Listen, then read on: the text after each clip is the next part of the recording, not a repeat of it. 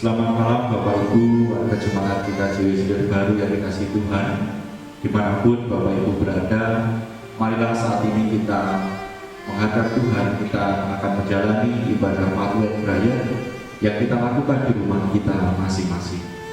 Bersama marilah kita memuji memuliakan nama Tuhan, mengawali ibadah Paduan Raya ini dengan mengangkat satu pujian Kidung Jemaat nomor 26, baiknya yang pertama dan yang kedua.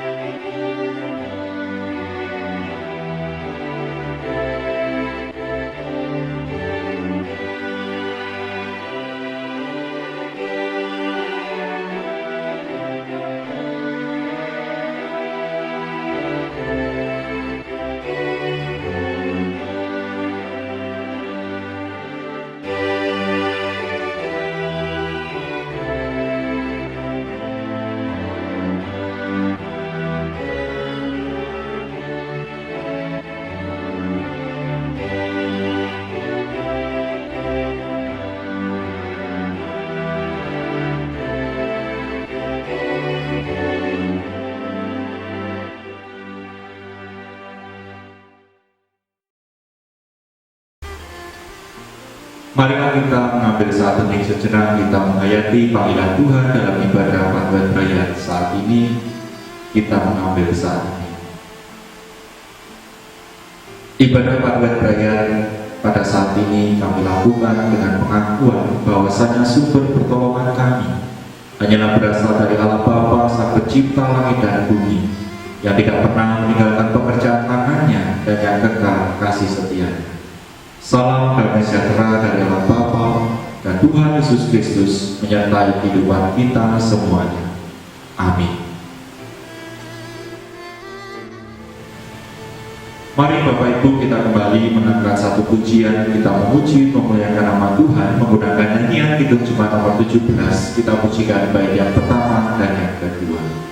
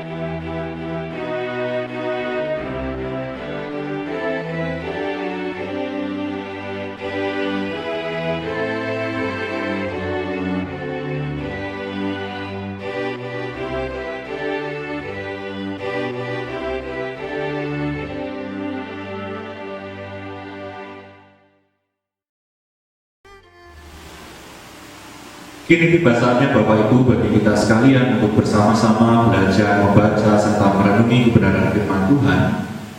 Mari kita persiapkan terlebih dahulu bacaan firman Tuhan pada saat ini diambil dari surat 1 Korintus pasalnya yang ke-15 ayat ke-19 sampai dengan 28.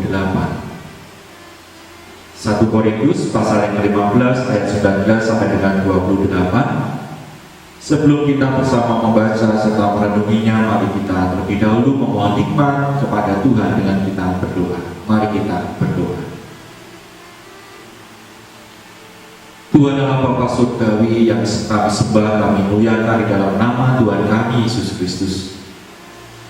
Begitu besarnya limpahan kasih, berkat yang Tuhan berikan atas hidup kami.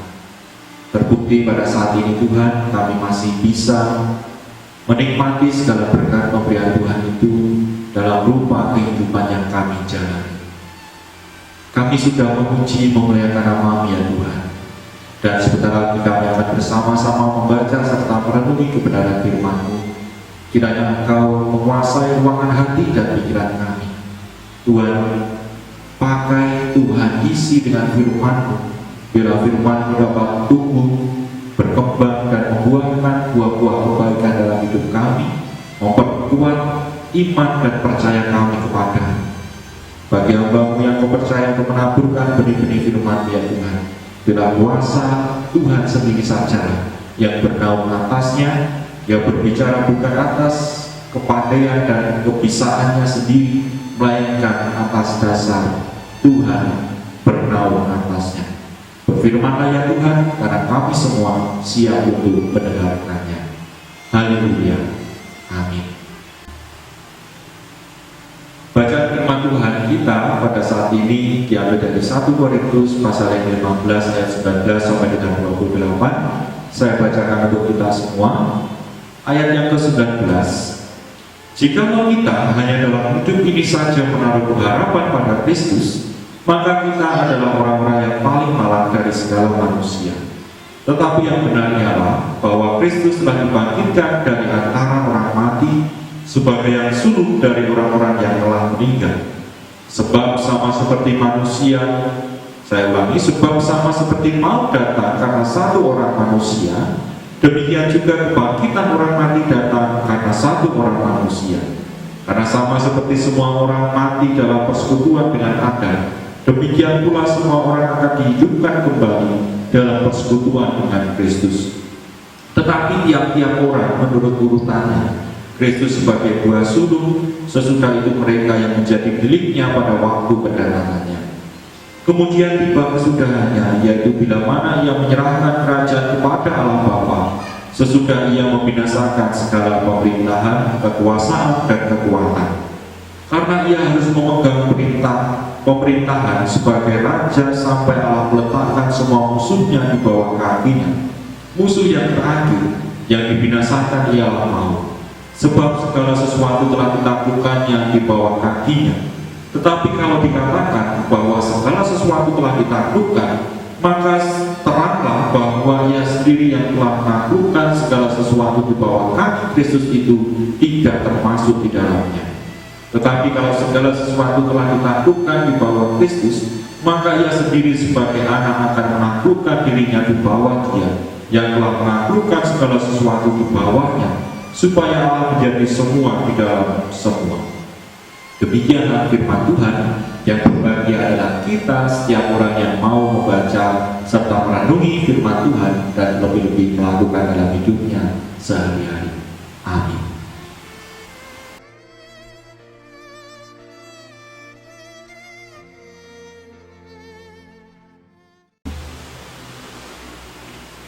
Iya, Bapak Ibu Saudara dikasihi Tuhan, ada begitu banyak prinsip yang dimiliki oleh banyak orang di dunia ini. Dan prinsip-prinsip itu ya bisa saja berbeda antara satu dengan yang lainnya, bisa juga sama. Tetapi sekalipun sama, kita tidak bisa secara yakin memastikan bahwa prinsip yang nampaknya sama itu benar-benar sama persis. Saya tidak tahu apa yang menjadi prinsip Bapak Ibu, tetapi yang saya tahu, kalaupun prinsip antara saya dengan Bapak Ibu nampaknya sama, tetapi sangat mungkin berbeda. Nah, saya merangkum ada beberapa prinsip yang pernah saya dengar yang dimiliki oleh orang-orang tertentu. Prinsip yang pertama adalah ada orang-orang tertentu yang meyakini dan menjalani kehidupan ini bahwa hidup itu harus mengalir saja. Nah, orang-orang seperti ini biasanya Bapak Ibu tanpa berpikir panjang dan ambil pusing terkait dengan apa yang terjadi dalam kehidupannya. Yang dijalani hari ini ya hari ini, yang dijalani besok ya besok. Seolah-olah tanpa planning atau tanpa persiapan, tanpa perencanaan orang-orang ini hidup di dunia. Tetapi kebalikannya dari prinsip yang pertama tadi Bapak Ibu, ada juga orang-orang tertentu yang menjalani hidup meyakini bahwa segala sesuatunya harus ditata, harus dipersiapkan, dia harus menabung, kemudian juga mengumpulkan harta kekayaan untuk berjaga-jaga jikalau di waktu yang akan datang ada sesuatu hal yang terjadi. Nah, orang-orang seperti ini berpikir kalau misalnya dia mempersiapkan menata kehidupannya sedemikian rupa, maka masa depannya akan dijalani dengan baik. Itu dua prinsip yang pertama yang saling berlawanan. Dua prinsip yang berikutnya Bapak Ibu, ada orang-orang tertentu yang menjalani hidupnya itu meyakini bahwa hidup ini hanyalah sekali, singkat saja, sehingga ya harus dinikmati. Dia akan mempergunakan setiap kesempatannya untuk bisa menikmati kehidupan, pesta, berkumpul-kumpul, ya dan lain sebagainya. Nah, tetapi di sisi yang lain ada juga orang yang berprinsip nampaknya sama, tetapi berbeda cara penghayatannya. Karena hidup ini hanya sekali, hidup ini singkat, maka jalanilah dengan penuh kehati-hatian dan kebijaksanaan. Nah, kira-kira dari 4 prinsip tadi, menurut Bapak Ibu mana yang paling pantas atau yang paling cocok Bapak Ibu pegang? Nah, Bapak Ibu jemaat yang dikasihi Tuhan, di dalam kekristenan sendiri kita diajak untuk menghayati bahwa hidup di dunia ini adalah satu tahap awal saja sebelum kita masuk ke dalam tahapan-tahapan kehidupan yang selanjutnya. Saya pikir tidak hanya di kekristenan, tetapi semua agama mengajarkan hal yang sama. Setelah kita hidup di dunia ini, akan ada fase kehidupan yang lain yang harus dan akan kita jalani. Bahasa umumnya yang akhirat. Setelah masuk ke dunia akhirat, nanti kita akan masuk dalam surga atau neraka, tergantung dari perbuatan yang kita lakukan, perbuatan yang kita jalani selama hidup di dunia. Dan Rasul Paulus dalam bacaan firman Tuhan hari ini menarik Bapak Ibu. Dia mengatakan di ayat yang ke-19, jikalau kita hanya dalam hidup ini saja menaruh pengharapan pada Kristus, maka kita adalah orang-orang yang paling malang dari segala manusia. Kita adalah orang-orang yang paling malang dari segala manusia kalau kita meyakini Kristus hanya untuk kepentingan hidup di dunia ini saja. Apakah ada pertanyaannya? Apakah ada orang-orang yang menjalani hidup, menjalani keyakinan mengikuti Kristus hanya dalam hidup ini saja, Pak? Pertanyaannya begitu. Yang bisa kita lihat di sekitar kita, ada orang-orang tertentu yang berdasarkan keyakinannya, motivasi ketika dia mengikuti Kristus hanya demi kehidupan duniawi saja.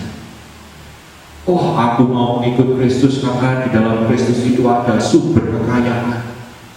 Kalau aku mengikut Kristus, aku akan menjadi orang yang kaya. Kalau aku mengikut Kristus, aku akan menjadi orang yang sukses, orang yang berhasil. Hidupku tidak ada kegagalan, hidupku akan selalu sehat. Ketika merasakan rasa sakit, buru-buru dia akan meminta pertolongan, dia harus sembuh. Ketika dalam hidupnya mau menemui menjumpai kegagalan, buru-buru dia akan meminta, memohon untuk berhasil. Ketika merasakan kedukaan, dirinya begitu tidak sabar menjalani masa-masa kedukaannya, pengennya langsung bahagia. Ada dong orang-orang yang seperti itu. Ya tentu tidak ada yang salah Bapak Ibu dengan motivasi keimanan yang demikian. Meskipun menurut saya dasar motivasi yang demikian perlu kita evaluasi. Apakah kita mengikut Kristus hanya karena hal-hal yang demikian yang sifatnya duniawi saja? Rasul Paulus dalam firman-Nya menegaskan, mengajak kita semua, kalau kita mengikut Kristus hanya dalam hidup ini saja, maka kita adalah orang-orang yang malas, orang-orang yang tidak beruntung. Bahkan dalam versi bahasa Jawa disebutkan orang-orang yang celaka, orang-orang yang dalam bahaya. Kenapa? Karena menurut Rasul Paulus, tujuan atau motivasi yang sesungguhnya yang harus kita miliki ketika kita mengikut Kristus adalah hidup setelah kematian. Motivasi yang benar ketika kita mengikut Kristus adalah pengharapan akan surga, bukan justru pengharapan dunia. Nah, inilah yang kita perlu renungkan bersama Bapak Ibu. Sudahkah kita memiliki motivasi yang benar ketika kita mengikut Kristus? Sudahkah kita sabar ketika kita dalam masa-masa kedukaan, ketika kita dalam masa-masa sakit, ketika kita berada dalam masa-masa kegagalan? Sudahkah Kristus memenuhi kehidupan kita sekalipun dalam masa-masa yang demikian? Jika belum, perlulah kita evaluasi kebenaran motivasi kita mengikut Tuhan. Di dalam masa-masa kita menghadapi mewabahnya pandemi COVID-19 atau virus corona yang memakan begitu banyak korban di dunia, akankah kita juga masih memiliki pengharapan kepada Kristus? Bukan pengharapan di dunia ini, tetapi pengharapan pada kehidupan yang akan datang. Tentu tidak ada yang salah sambil kita berupaya untuk menjalani kehidupan dunia ini lebih baik. Tetapi yang lebih utama daripada itu adalah, marilah kita berpengharapan akan kehidupan surga yang sudah Tuhan persiapkan bagi kita semua. Tuhan memberkati kita. Amin.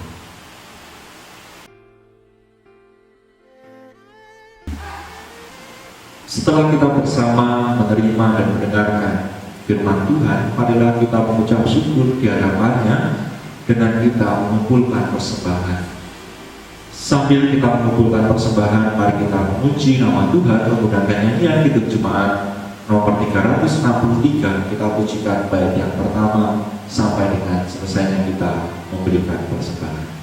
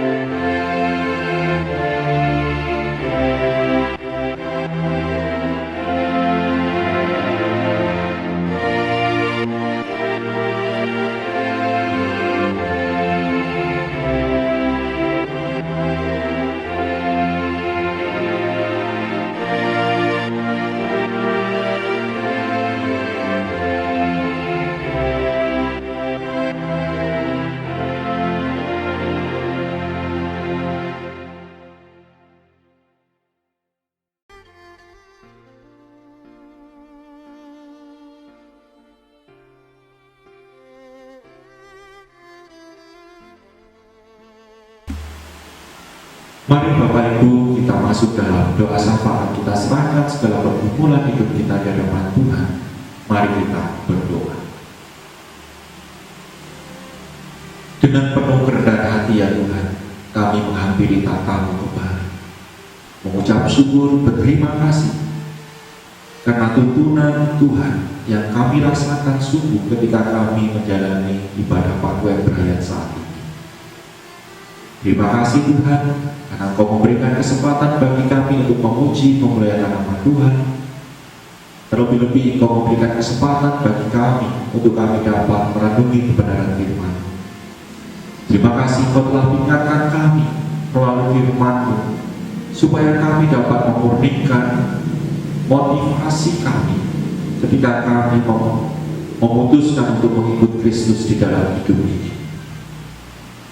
Sertailah dan berikanlah kami kekuatan supaya firman-Mu dapat sungguh-sungguh kami lakukan, kami hayati di dalam hidup kami. Kami menyerahkan ya Tuhan keberadaan setiap kami ke dalam tangan kasih setia Tuhan.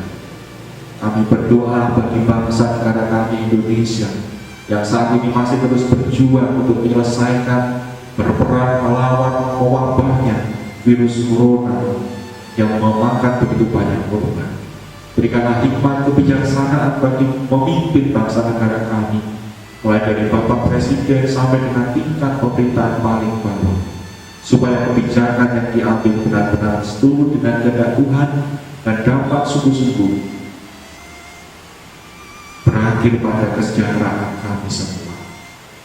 Kami pun berdoa bagi para tenaga medis yang berada di barisan paling depan, berjuang untuk menghadapi virus corona ini. Berikanlah mereka kesehatan, berikanlah mereka damai sejahtera, supaya di dalam mereka mengemban tugas panggilannya, sungguh-sungguh damai sejahtera Tuhan ada di dalam hidup mereka. Kami pun berdoa bagi para korban yang meninggal maupun dinyatakan positif, supaya Tuhan pun juga ada di tengah-tengah mereka, memberikan kekuatan bagi keluarga yang ditinggalkan, memberikan kesembuhan bagi mereka yang saat ini masih sakit, dinyatakan positif. Kami pun berdoa ya Tuhan untuk keberadaan gereja kami di Ciwi, seluruh warga jemaat dimanapun berada, terutama warga jemaat di Ciwi Selir Baru. Lindungilah kami, jagailah kami, hindarkanlah kami dari tertularnya virus corona di dalam hidup ini. Kami percaya Tuhan, ketika kami menyadarkan hidup kami sepenuhnya ke dalam tangan kasih Tuhan, maka tidak ada mara bahaya yang dapat tinggal di dalam tubuh kami. Kami memohon damai sejahtera-Mu ya Tuhan, terjadi sungguh atas hidup kami di tengah-tengah dunia. Kami pun tidak lupa untuk menyerahkan persembahan yang telah kami kumpulkan bersama, sekalipun kami menyadari ini tidaklah sebanding dengan berkat-berkat pemberian-Mu, tetapi kami yakin dan percaya bahwa Engkau berkenan menerima, menguduskan persembahan ini sehingga layak dan berguna bagi semakin lebarnya kerajaan Tuhan di muka bumi. Kami akan mengakhiri jalan ibadah ini ya Tuhan. Aktivitas kegiatan yang akan kami lanjutkan, kiranya Engkau tetap ada bersama-sama dengan kami.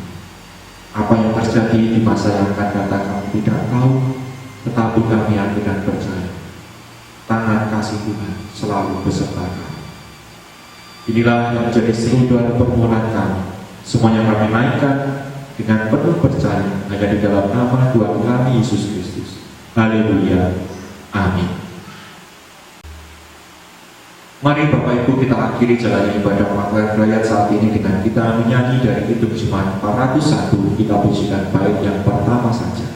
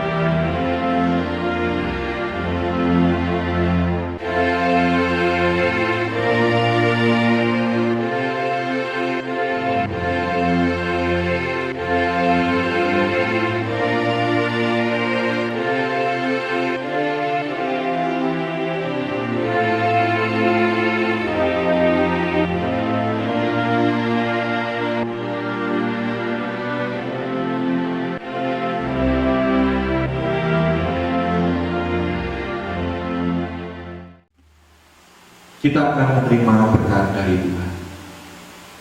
Kasih karunia dan damai sejahtera yang datangnya dari Allah Bapa dan Tuhan Yesus Kristus beserta dengan persekutuan Roh Kudus menyertai kehidupan kita mulai saat ini sampai dengan selama-lamanya. Amin.